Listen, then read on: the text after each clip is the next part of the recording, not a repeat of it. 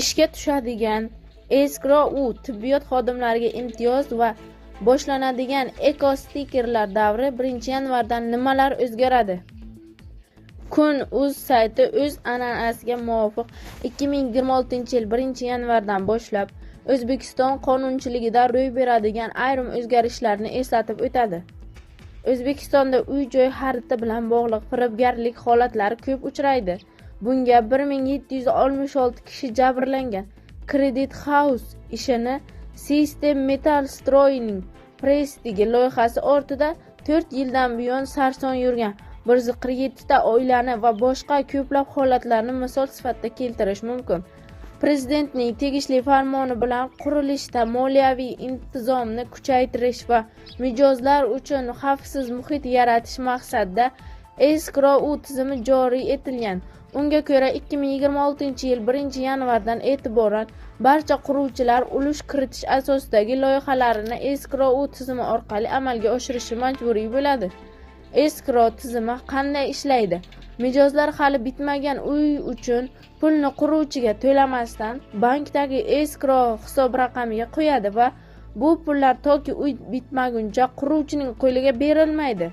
Bunda banklar escrow hisob varag'ida ulushdorlarning pullari turgani sababli quruvchiga arzonroq stavkada kredit beradi.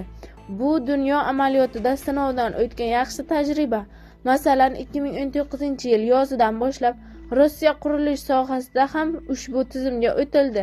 Qurilish korxonalari ulush kiritish asosidagi shartnomalardan escrow hisob raqami asosidagi moliyalashtirishga o'tdi.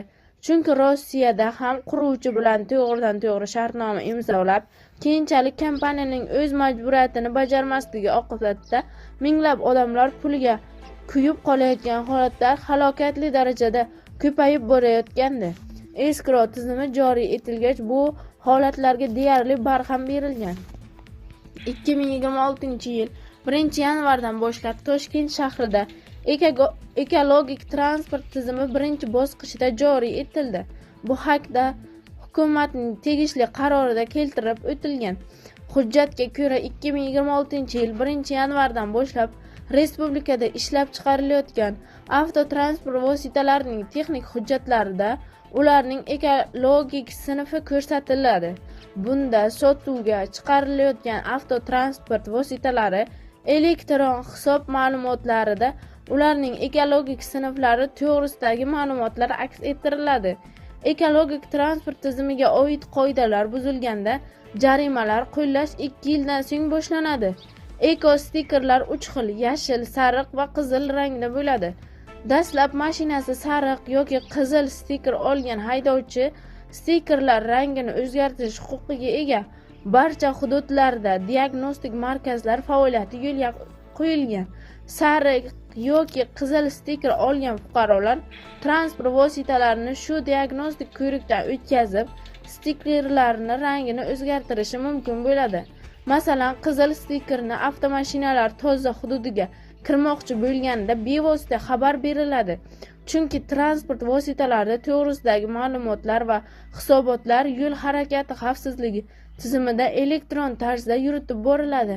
Bu borada yagona elektr tizimi mavjud. Hukumat qarori bilan avtotransport vositalaridan chiqariladigan ifloslantiruvchi moddalar tashlamalarning atmosfera havosiga zararli ta'siri bo'yicha yo'l qo'yiladigan normativlarga mosligi darajasini aniqlash, ularni ekologik toifalarga ajratish hamda ekologik stikerlarni berish tartibi to'g'risida nizom tasdiqlangan. Unga ko'ra, transport vositalari uchun birinchi marta, shuningdek, 1 yil ichida 1 marta qayta ekologik toifani belgilash, shu jumladan diagnostik tekshiruvdan o'tkazish va ekologik stiker berish alohida to'lov undirilmasdan amalga oshiriladi. Shundan keyin har bir qayta diagnostika tekshiruvdan o'tkazish va natijalari bo'yicha yangi ekologik stiker olish xizmatlari to'lov asosida ko'rsatiladi. Bunda qayta diagnostika tekshiruvini o'tkazish bilan bog'liq ko'rsatilgan har bir xizmat uchun to'lov miqdori bazaviy hisoblash miqdorining 1 baravari miqdorida belgilanadi. Ishlab chiqaruvchi tomonidan ekologik sinfi yevro va unga muqobil boshqa turdagi standartlar tasdiqlangan transport vositalarini ro'yxatga olish va qayta ro'yxatga olishda ularni diagnostika tekshiruvdan o'tkazish talab etilmaydi. Ekologik stikerlar muddatsiz davrga beriladi. Ayrim hollarda, masalan, ekologik stikerning shikastlanishi yoki rangning o'chishi natijasida undagi transport vositalarining davlat raqami o'qish imkoni bo'lmaganda, transport vositasining old oynasi yaroqsiz holga kelganda, ekologik stikerlar to'lov asosida qayta rasmiylashtirilishi mumkin. 2025-yil 9-noyabrda davlat rahbarining tibbiy va farmatsevtika xodimlarining qo'llab-quvvatlash choralari to'g'risidagi qarori qabul qilingandi. Hujjat bilan tibbiyot va farmatsevtika xodimlariga qator imtiyozlar berilmoqda. Qarorga ko'ra 2026-yil 1-yanvardan boshlab davlat tibbiyot muassasalarida jamg'arma mablag'lari hisobidan tuman, shahar darajasidagi yangi davolash usullarini joriy qilgan va uning samarasiga erishgan tuman tibbiyot muassasalari shifokorlariga bazaviy hisoblash miqdorining 50 baravar miqdorida bir martalik pul mukofoti beriladi. Davlat tibbiyot muassasalarida kamida 15 yil ish stajiga ega bo'lgan tibbiyot va farmatsevtika xodimlarining farzandlariga respublika hududidagi oliy ta'lim tashkilotlarida bakalavr ta'lim yo'nalishi bo'yicha yillik kontrakt summasining 30% miqdoridagi, biroq bazaviy hisoblash miqdorining 15 baravaridan oshmaydigan qismi qoplab beriladi. Tibbiyot va farmatsevtika xodimlarining xalqaro ilmiy texnik ma'lumotlar bazasida indekslanuvchi va yuqori impact faktorli jurnallarda maqolalarni chop etish bilan bog'liq xarajatlari to'liq qoplab beriladi. Har yili davlat tibbiyot muassasalarida kamida 15 yil stajga ega bo'lgan 500 nafar tibbiyot va farmatsevtika xodimlarini uy-joy bilan ta'minlash uchun ipoteka krediti asosida sotib olinadigan uy-joyning dastlabki badal to'lovining 25% qoplab beriladi. Yil boshidan milliy akkreditatsiyadan o'tgan davlat tibbiy muassasalari xodimlariga lavozimi maoshining 10% miqdorida oylik ustma haq to'lanadi. Shuningdek, 2026-yil 1-yanvardan boshlab davlat tibbiyot muassasalarida kamida 3 yil ish stajiga ega bo'lgan xodimlarga davlat budjeti mablag'lari hisobidan 1 yilda bir marotaba bepul yuqori texnologik ixtisoslashtirilgan tibbiy yordam ko'rsatish, 15 yil ish stajiga ega bo'lgan xodimlarga kasaba uyushmalari federatsiyasi hamda tibbiyot muassasasining mablag'lari hisobidan 1 yilda bir marotaba respublika hududidagi sanatoriyalarga bepul yo'llanma berish, barcha turdagi davlat xizmatlari uchun to'lovlar miqdori 2 barobar kamaytirish kabi qo'shimcha imtiyozlar taqdim etiladi.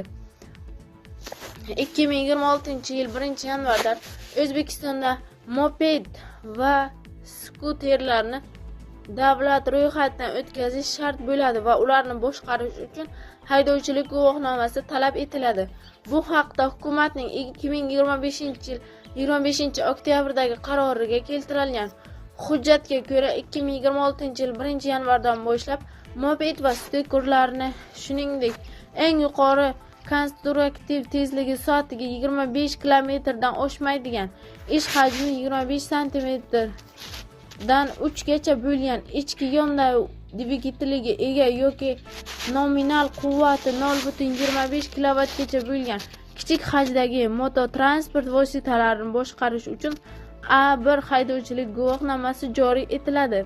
Individual harakatlanish vositalari bundan mustasno. Shuningdek, 2026-yil 1-yanvardan boshlab A kichik toifadagi transport vositalarini boshqarish huquqini beradigan milliy haydovchilik guvohnomasini olish uchun talabgorlarga haydovchilarni tayyorlash majburiy o'quv dasturini o'tmasdan turib, to'g'ridan-to'g'ri nazariy va amaliy imtihonlarni topshirish huquqi berildi.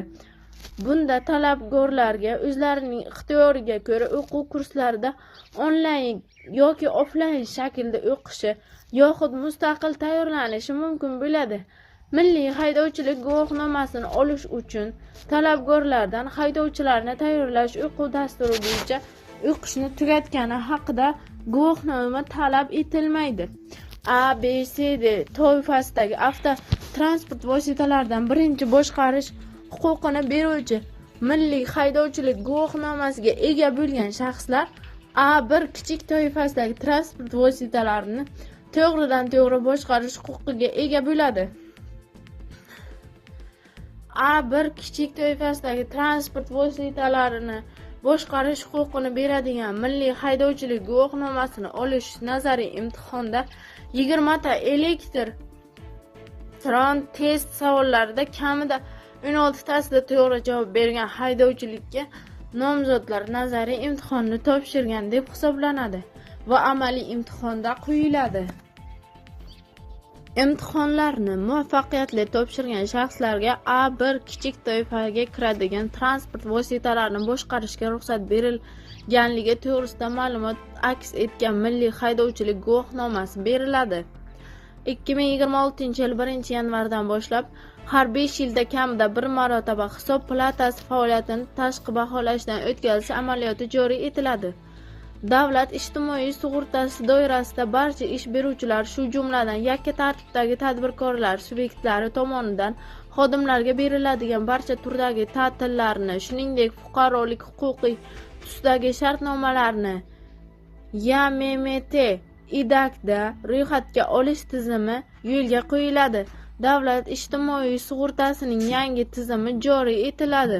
Maktabgacha va maktab ta'limi vazirligi huzuridagi ixtisoslashtirilgan ta'lim muassasalari agentligi tizimidagi ta'lim muassasalarida 5 kunlik ta'lim jarayoni yo'lga qo'yiladi. Shanba kuni barcha fan o'qituvchilari uchun kasbiy rivojlanish kuni etib belgilanadi. 2026-yil 1-yanvardan 1-iyulga qadar eksperiment tariqasida Toshkent shahrining Uchtepa va Mirobod tumanlarida qabriston hududidagi plombalangan turg'un metall qutilarda xayr-ehsonlarni yig'ishni naqd pul ko'rinishida amalga oshirish tartibi bekor qilinadi. Turg'un metall qutilarda o'rnatilgan QR kod tasviri vositasida bank plastik kartalari orqali naqd pulsiz onlayn shaklda ixtiyoriy xayr-ehsonlarni amalga oshirish joriy etiladi. Chorvachilik mahsulotlarini ishlab chiqaruvchi tadbirkorlik subyektlariga oziq-qabov ekinlarini yetishtirish uchun elektron onlayn auksion savdolari orqali yer uchastkalarini ijaraga olish huquqini sotib olish uchun hisoblangan to'lovlarni 5 yil muddatda teng ulushlarda bo'lib to'lashga ruxsat beriladi. Hamroh tadbirkor ayollarni qo'llab-quvvatlash dasturi doirasida xotin-qizlarning tadbirkorlik loyihalarini moliyaviy qo'llab-quvvatlashga qaratilgan qo'shimcha instrumentlar joriy etiladi. Qo'riqlovga olingan banklar, yirik ishlab chiqarish korxonalari, mahalliy hokimliklar va boshqa obyektlarning fuqarolarga kirish va chiqish joylariga ularning o'z mablag'lari hisobidan Ichki ishlar vazirligining xavfsiz shahar tizimlarini rivojlantirish markazi davlat muassasasi tomonidan bosqichma-bosqich shaxsning yuzini tanib olish imkoniyatiga ega texnik vositalar o'rnatilib, tegishli axborot bazalari bilan integratsiya qilinadi. Biznesni 15 daqiqada boshlab tamoyili asosida tadbirkorlik subyektlari davlat ro'yxatidan o'tkazishda bir vaqtning qo'shimcha xizmatlarini ko'rsatish tartibi joriy etiladi. Jismoniy shaxslar tomonidan ko'chmas mulklarni ijaraga berishdan oldin daromad bo'yicha to'langan soliq to'liq miqdorda mulk joylashgan tuman, shahar, mahalliy byudjetlarga yo'naltiriladi. Davlat boshqaruvini raqamli transformatsiya qilish va samaradorligini oshirishga qaratilgan byurokratiyani bartaraf etish 2030 dasturiga ishga tushiriladi. To'lov vositasini sifatida barqaror tokenlar aylanmasini tartibga solishning maxsus huquqiy rejimi tartibga solish qumdoni joriy etiladi. Shuningdek, 2026-yil 1-yanvardan boshlab O'zbekiston Respublikasi prezidentlari bo'lgan yuridik shaxslar tomonidan tokenlashtirilgan aksiya va obligatsiyalarni emissiya qilishga ruxsat beriladi. Paralimpiya sport turlari bo'yicha respublika terma jamoalarini shakllantirishning yangi tartibi joriy etiladi. O'zbekiston Respublikasi Prezidenti huzuridagi Davlat siyosati va boshqaruvi akademiyasida muddati 6 oygacha bo'lgan qayta tayyorlash dasturlari joriy etiladi. Viloyat, tuman, shahar shaxsiy tadbirkor hujjatlari davlat arxivlarini tugatiladi hamda mazkur arxivlarning vazifasi va funksiyalarini Qoraqalpog'iston Respublikasi Toshkent shahar markaziy davlat arxivlari, viloyat, tuman, shahar davlat arxivlariga o'tkaziladi. Barcha vazifa va funksiyalarini hamda xodimlarining amaldagi mehnatga haq to'lash shartlari saqlangan holda hududiy davlat arxivlarining alohida yuridik shaxs maqomi tugatiladi. Farmagov.uz portalida davlat xaridlari sohasida foydalanilgan tovarlarning milliy klassifikatoridan foydalanib hamda xaridlar hajmlarini ko'rsatgan holda barcha farmatsevtika mahsulotlarining reyestri jamoatchilik uchun e'lon qilib boriladi. Mehmonxonani qo'shimcha bino va inshootlar qurish orqali kengaytirish yoki mavjud bino va inshootlarning ixtisoslashishini mehmonxona faoliyatiga o'zgartirish uchun ketgan xarajatlarning bir qismini davlat byudjeti mablag'lari hisobidan qoplab berish tizimi joriy qilinadi. Yangi O'zbekiston qiyofasidagi tuman shahar maqomidagi 33 ta tumanda faoliyat yurituvchi davlat organlariga kadrlar rotatsiyasi tizimi joriy etiladi. Kam uchraydigan va boshqa irsiy genetik kasalliklarga chalingan 18 yoshdan 21 yoshgacha bo'lgan bemorlar davlat byudjeti mablag'lari hisobidan bepul tibbiy ko'rsatuvda bo'ladi va davolanish ishlari davom ettiriladi. Amerika Qo'shma Shtatlari fuqarolari uchun O'zbekiston Respublikasi hududiga kirgan kundan boshlab 30 kungacha muddatga vizasiz rejim belgilanadi. Yoshlarning sun'iy intellekt texnologiyalariga qiziqishni yanada oshirish va rag'batlantirish maqsadida O'zbekiston Respublikasi Prezidenti sovrini uchun sun'iy intellekt yo'nalishida eng yaxshi startap tanlovi o'tkaziladi.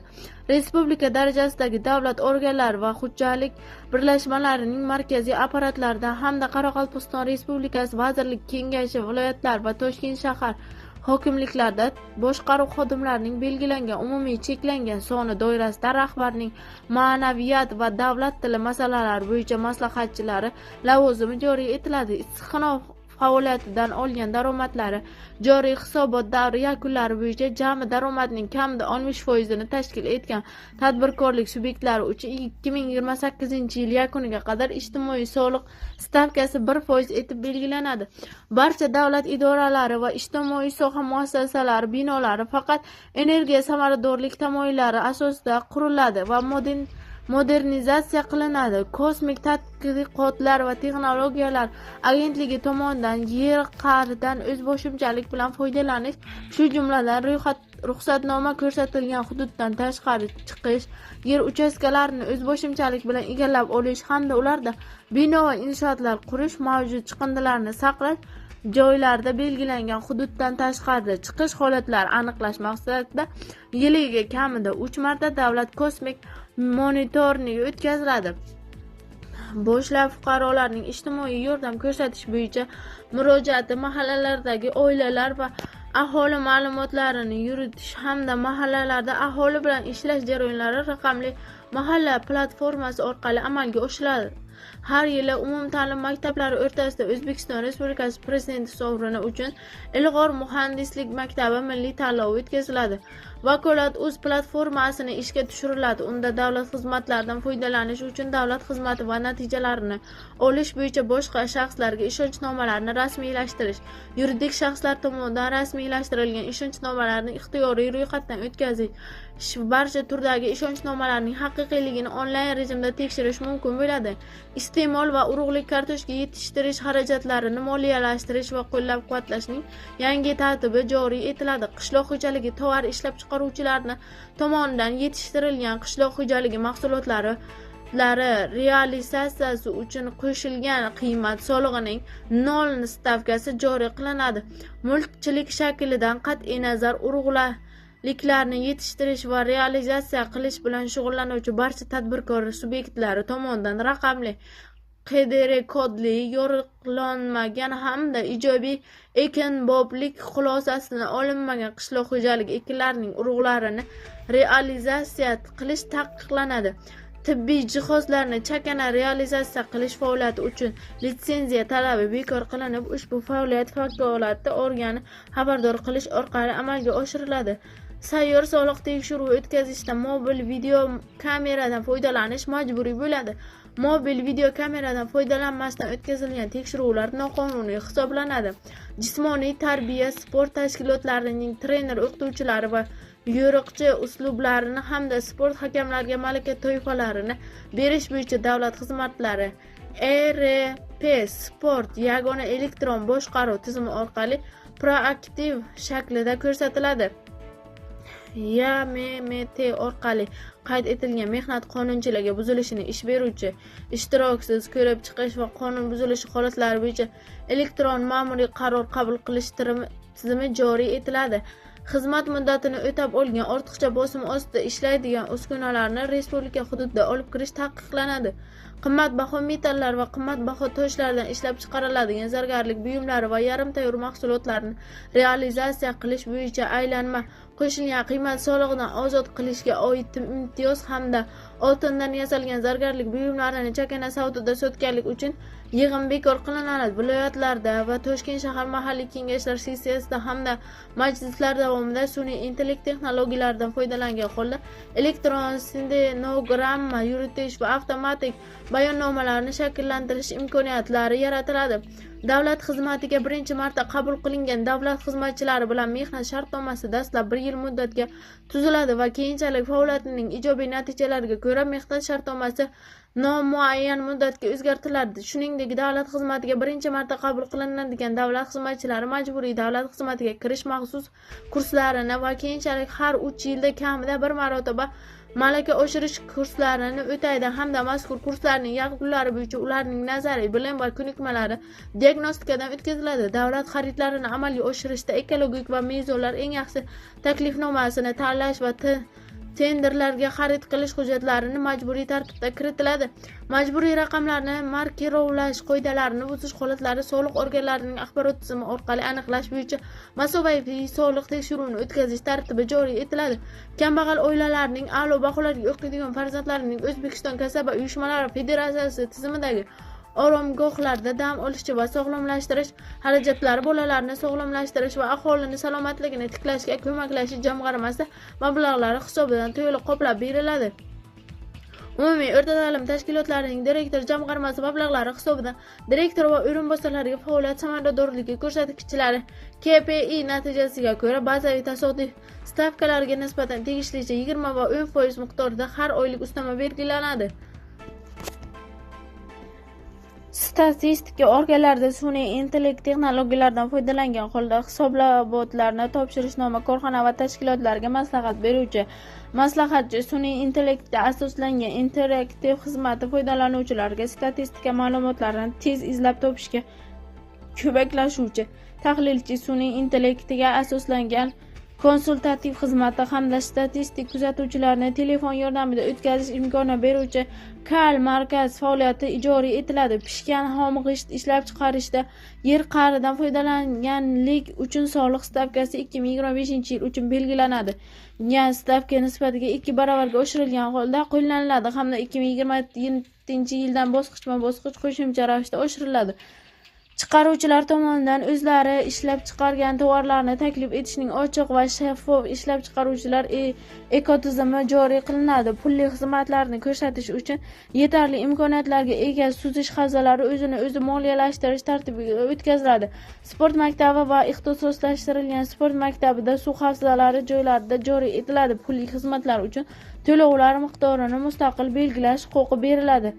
Aholining keng qatlamlariga va jamoatchilikni atmosfera havosining sifati bo'yicha ishonchli ma'lumotlar bilan ta'minlash maqsadida Toshkent shahri hududida o'rnatilgan maxsus monitor va tablolarda majburiy ravishda atmosfera havosining ifloslanish darajasi hamda gidrometeorologik ma'lumotlar e'lon qilib boriladi. Sun'iy intellekt yordamida seysmik xavf yuqori bo'lgan hududlarda kuchli zilzilalarni o'rta va uzoq muddatlarda prognoz qilish amaliyoti yo'lga qo'yiladi.